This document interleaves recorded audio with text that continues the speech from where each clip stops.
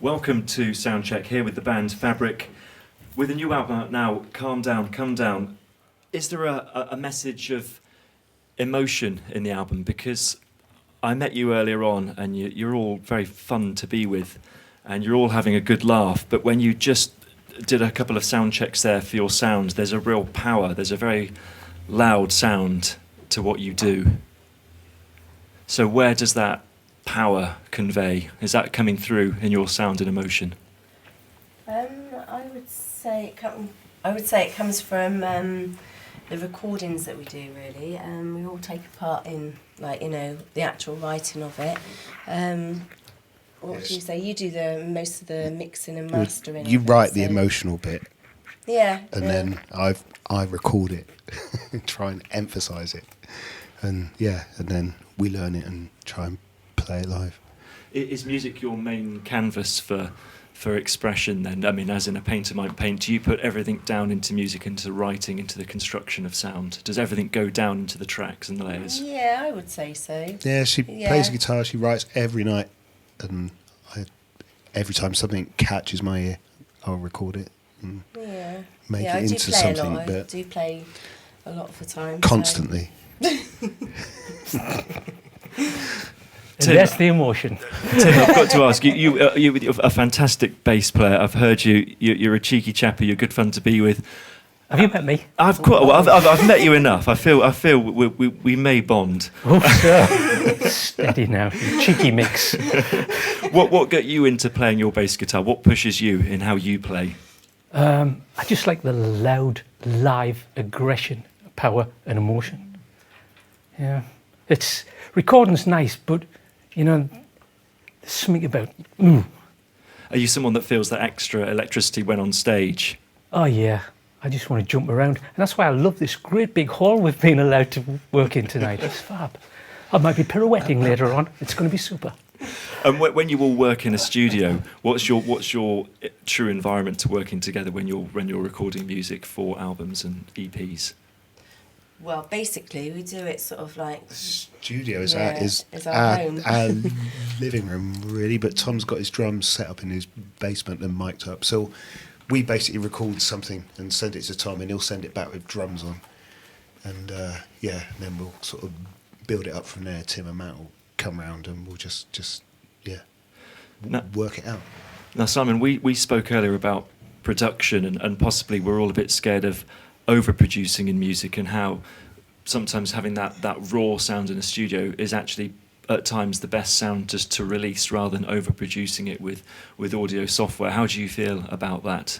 Depends on the song, really. Some songs don't need any production at all. You record a guitar and a voice and something says just step away from the track and it's perfect as it is. Other stuff, as I say, you can hear strings and choirs and everything else, and you try and get something in there that sounds like that. But each song, you hear in your head what you think it should be like, and you try your best to squeeze that out of the equipment that you've got. Because I heard that beautiful line from you when you said you heard Anna record something and then you were going to add more or change it, and you said just leave it. Yeah. It's that great word of that. That's it. It's perfect. One Leave take. It. Yeah. Have you gone back to raw recordings then after almost overproducing them yourself and realised actually that first take is that ideal take? Yeah. You do sometimes, like the key thing that's been there all the way through. At the end, if you mute that, all of a sudden it takes on a different sort of perspective and is better. But that thing has been there all the way through. It's like a crutch to lean on, I think. And then once you take it out, it should stand up on its own. There's a few of them. And with your finished music and works, are you then having those mastered by other people? Or are you doing that whole in-house process yourself? Or would you allow your music to then be taken by another person to work on further? Yeah, no, it's always interesting to hear somebody else. I'm always up for anybody else, like remixing it or doing whatever they want. We did some stuff a couple of years ago with a guy who was like a dance producer doing like Ibiza type ambient house stuff. And he took a few of our songs and remixed them almost out of recognition, but yeah, no, it's interesting. I'm always up for that kind of thing. Anna, what lit that spark with you in terms of singing? When did you want to sing in front of an audience, bring your voice forwards? Ooh, when I was sort of in my teens, really, I would say. My mum, she used to always sing all the time, and she was a writer, also in a band when she was young, so I was always around music. And I used to sort of like, when I used to go out, I used to just sing in pubs and stuff, sort of.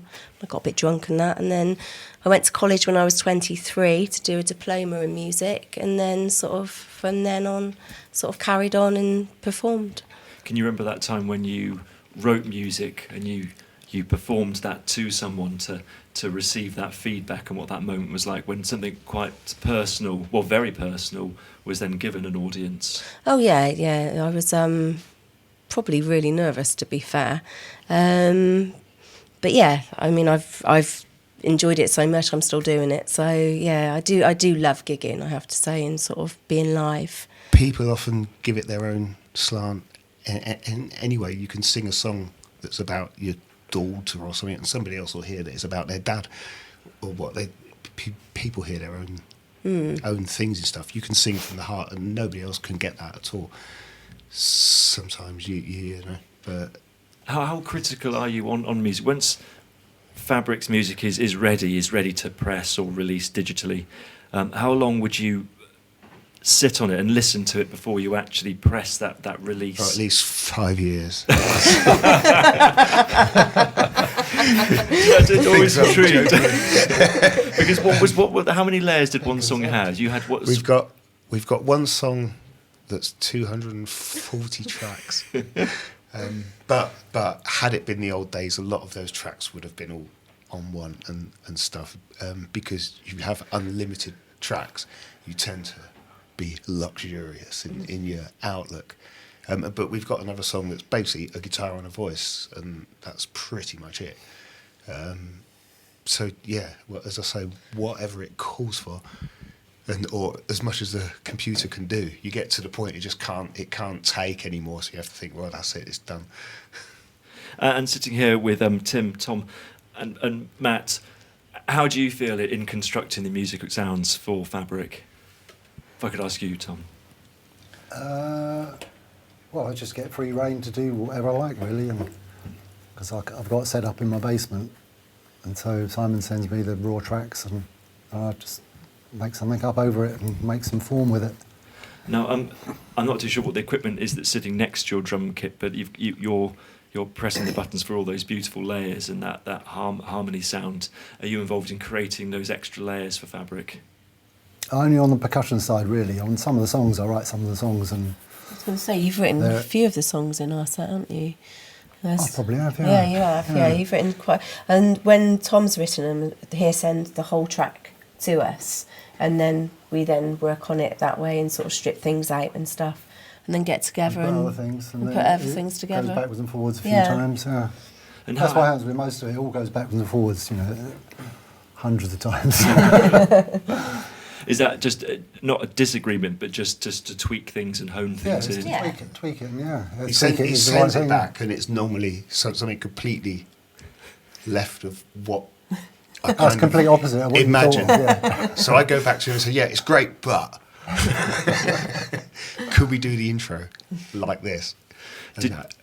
Sorry. Yeah, no. And just like sometimes somebody else's idea can sound weird at first, and then your head moves to where they hear it from. You think, oh yeah, that's a better idea than It's like swerving around on the motorway for a bit, and then oh yeah, we're all in the same lane. Find the middle lane in the end. Keith Richards said the same thing in an interview I was reading the other day. He says people come into the studio with a song and they think it's finished. He says the most wonderful thing is everybody takes it to pieces, pulls it in one direction and another, and this beautiful thing happens at the end. And he says that's my favourite bit of being in the studio. If you're lucky. Yeah. Well, he is like proper. Well, yeah. Is he lucky as well? Oh, seemingly is. He's lucky to be alive. Tim, could I ask you then how would you define the sound of Fabric, and Do you think a band should look for that definition, or just have a sound that I is think it's almost developed, undefinable? and I like this new album much better than the other two because it seems to have arrived at a kind of at an identity. The melody lines are beautiful, the arrangements are going great, there's passion in it, there's good feel, and it makes you want to go out and play all these songs live. It's going to be a rocking good gig. Well, you strike me as obviously a very passionate musician. Have you played before in bands where that passion wasn't there, and therefore you don't want to play on stage if you don't? No, really you have just choose your bands what you like. You know what I mean? If you can tell in a few rehearsals that it's working for you or not, and if you play live, obviously the first couple of times you play live with a new band, there's all sorts of things going on wrong, but you get a feel and you think, oh yeah, this is happening, or won't be coming to the next rehearsal. I feel the mistakes don't matter as long as the feel is all right. The feel is there. People don't realise how important the feel is unless you recognise it. Most people don't I recognise think it. we positively encourage mistakes, don't we? And so Well, thank you guys. I've got downstairs moments. Yes. It's been fantastic. I'm really looking forward to the gig later on with Soundcheck. Thank you, Fabric, for being here on Soundcheck for Visual Radio Arts, and we'll be hearing you much later on. Thank you, Alex. Thank you. Yeah, great stuff.